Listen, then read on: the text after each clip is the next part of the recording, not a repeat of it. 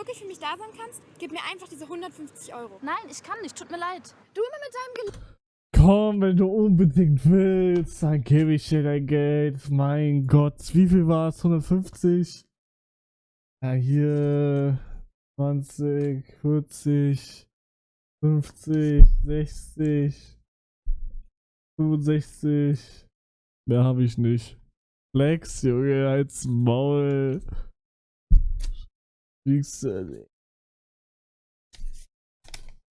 Digga, das ist so krass eigentlich, ne? Feister hat für ein Video, was er geschnitten hat, das hier bekommen. Einfach so ein Schein. Das ist viel. Also jetzt, wo ich das in Real Life sehe, ist das eigentlich viel.